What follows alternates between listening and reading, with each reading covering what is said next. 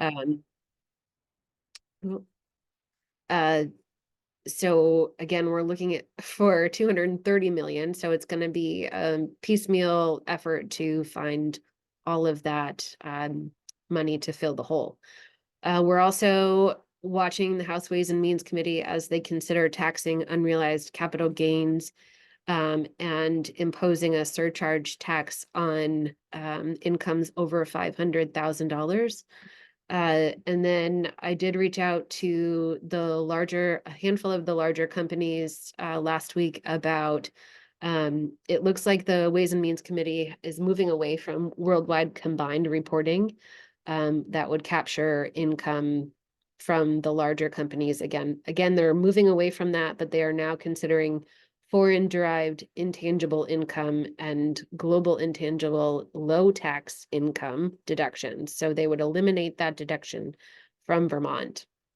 Those that I've heard from have reported that it doesn't seem to be too much of an impact, but if you are on this call and you have other thoughts, please email me or chime in. I would love to hear from you. I anticipate that we will need to be testifying next week once everyone gets back into the building.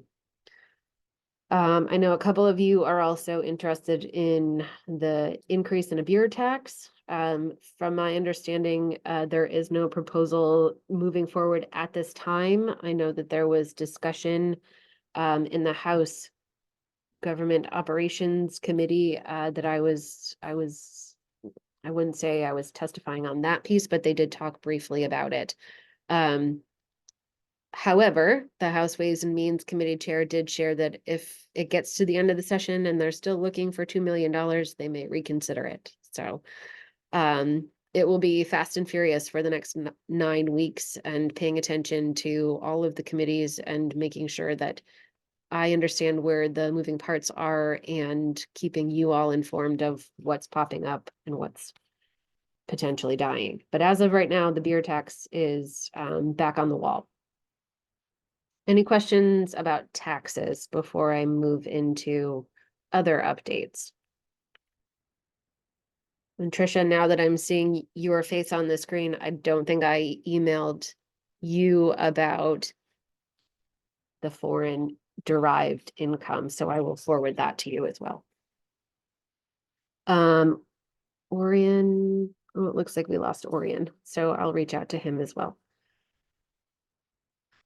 Okay, no questions on taxes. So I'll jump into retail crime. It was touch and go for a little while. We were concerned that we wouldn't get a retail crime bill out of the House Judiciary Committee, but we were able to continue to probe them and get them to move. And I'm excited to share that while it's not perfect, it's an opportunity to make a small step forward. Basically, the bill will, let me get my notes here. It will differentiate between the misdemeanor and the felony crime. They did pass legislation that would aggregate thefts within a 14-day period within a single county. So again, it's not crossing county lines. It's a start, but I think that there's finally some movement among the House members. They understand that this is a real issue. Fingers crossed we can get it past the finish line in the House, and then it will be another fight in the Senate as we meet with the Senate Judiciary Committee. So I will be reaching out to retailers once it's in committee to come in and testify. I think that there is potential for getting it across the finish line, but we are going to have to make it very clear to the Senate that it's something that we want and need. It also does highlight the intent to reinstate the community restitution program. So this is essentially diverting people from the courts. Their hope is that by reinstituting the program that the backlog within Vermont court system can be cleaned up, and we can start actually addressing current public safety issues as well as other issues that are still waiting to be considered. Are there any questions or feedback on retail crime? I have a quick one. So you say it will be reinstated. Has that been off the books for a while, the community restitution? So the community restitution program is a rule. It's not in legislation. It's not in statute, I should say. And essentially, the state's attorney's office, they haven't necessarily been using that as a tool for, um, uh, managing the backlog or for providing it as an alternative to jail. So, the state's attorney's office, a representative came in late last week and shared that they have every intention of putting that rule back into effect, or basically just starting to enforce that rule, so that they can divert people from the courts. I think the state's attorneys, the majority of them anyway, are realizing that in order to get the backlog fixed, they need to have a multi-pronged approach. Aaron, is the aggregate amount still like that $800 or $900 level? Do you see that going down at all or no? So it's at 900. I don't anticipate that will decrease anymore. That is the threshold for theft here in Vermont already, so I don't anticipate it will decrease at all. Any other questions? No. Okay. So data privacy, I did send out an email to, again, the larger retailers. Last week, there is a new version of the bill. VRGA did sign on to a letter 2 weeks ago and sent that to the House Commerce Committee, letting them know that businesses should not be shouldering the burden of this type of privacy, essentially asking them to eliminate the right to, I just lost it. The private right of action. Yes, Yeah. thank you, Jeremy. The Yes. private right of action. The private right of action essentially opens businesses up for potential to increase litigation. That's a huge issue for not just large retailers, but small retailers as well. I've heard from smaller producers, actually food producers, that have incurred significant attorney's fees because they were opened up to a data privacy issue from a third party vendor. So even if you, as a retailer, don't have a privacy breach, or you are changing the way you are managing your data, you could be opened up to a flurry of litigation if something happens. Under this bill, every business that operates in the state of Vermont will need to have several pieces of information. You have to have a privacy policy in place.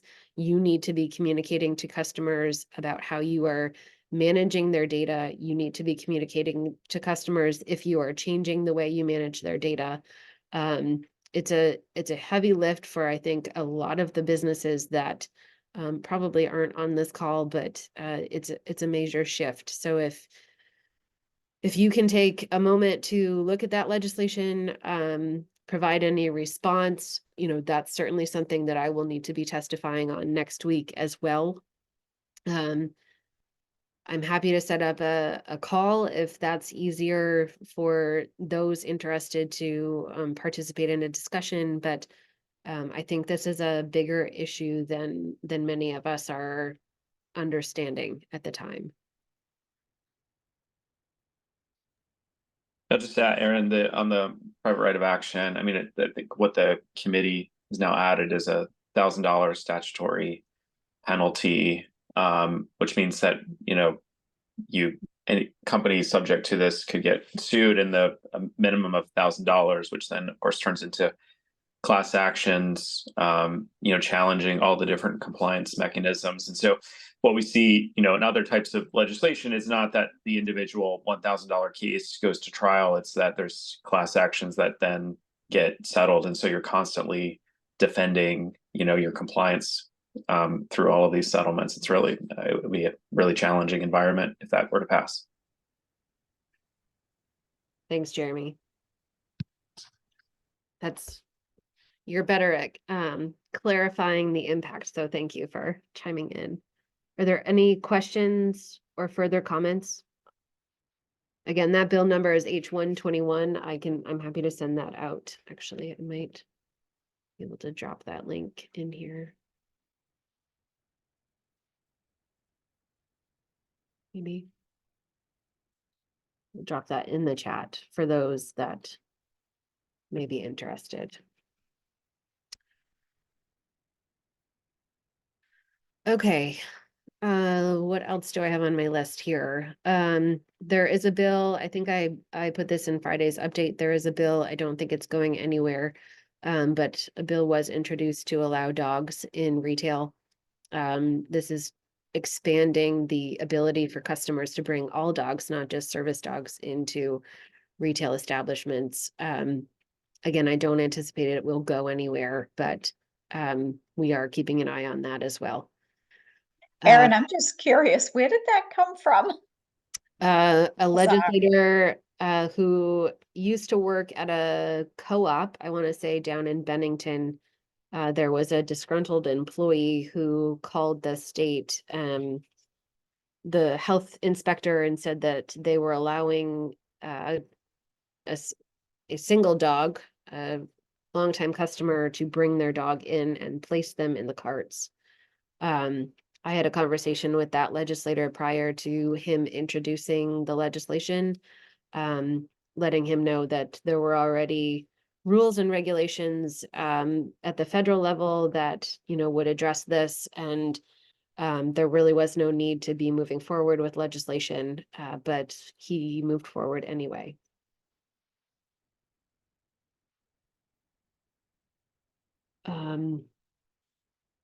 Let's see, S102 is oh shoot, I didn't create notes on that one. Let me come back to that one. I don't anticipate that moving right away, but we're keeping an eye on that as well.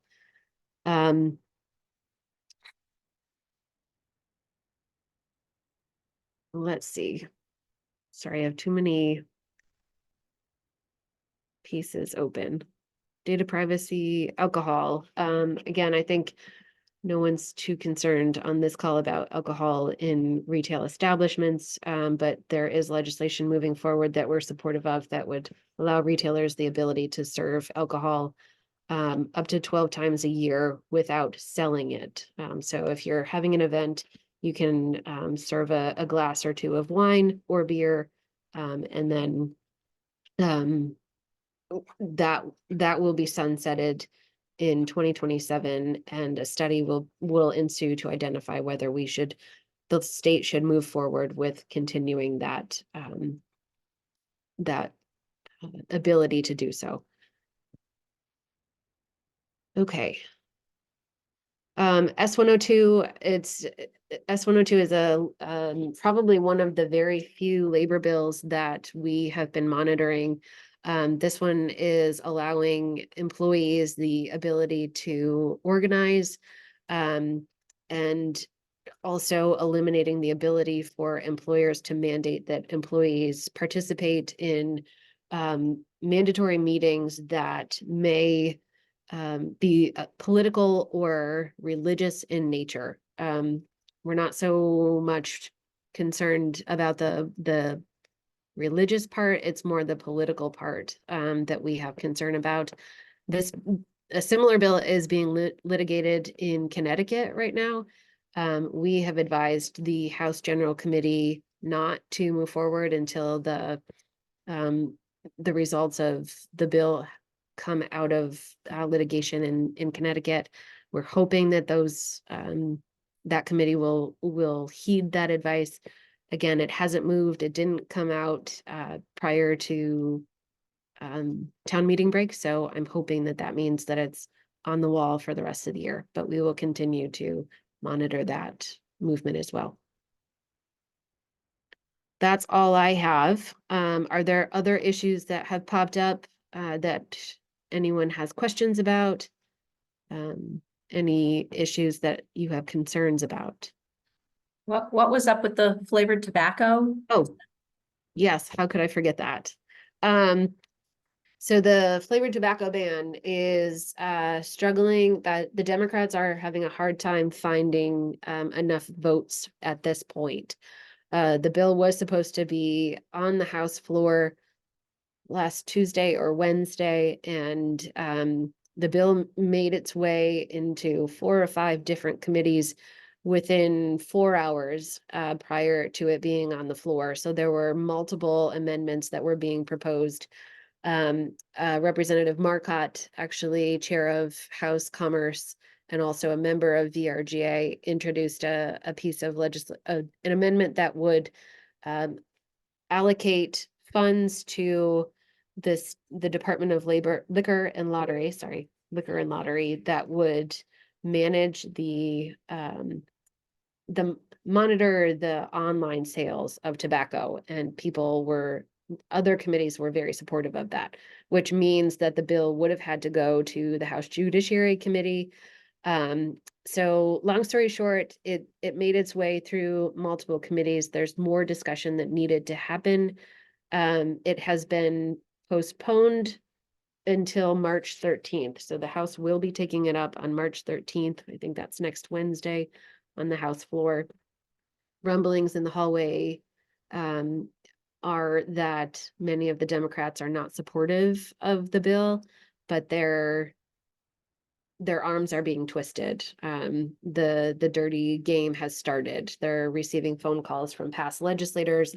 The speaker is trying to make deals to get people to switch their votes. So if you are interested and have concern, we're happy to foster those conversations as needed. I can provide you talking points. I also am under the impression that the manufacturers have decided to host a retailer day. So the manufacturers, and I will be helping them to bring those retailers in. But we are not publicly engaging on the issue. We are engaging within the State House, but we will not be participating in press conferences or anything like that. So there will be retailers in the State House on March 13th. If you are interested in coming, I'm happy to get you that information. But it will be up for discussion on the House floor March 13th.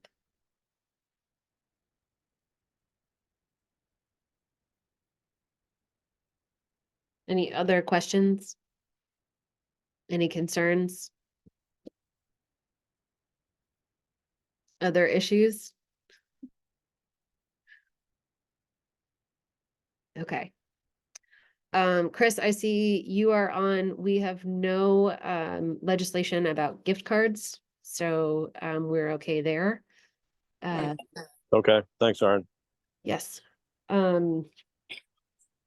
I think it's going to be all about taxes and how to fill a $230 million hole for the remainder of the session. So again, I will be in the State House daily from here on out.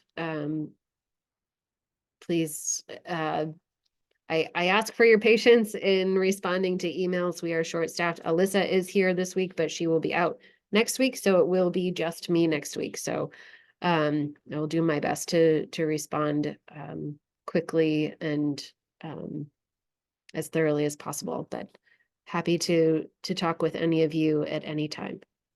So Thank you, Erin. Appreciate it. thanks, Diana. With that, if there are no other questions, I'll let you go. We'll get back to the day. All right. Have a great week.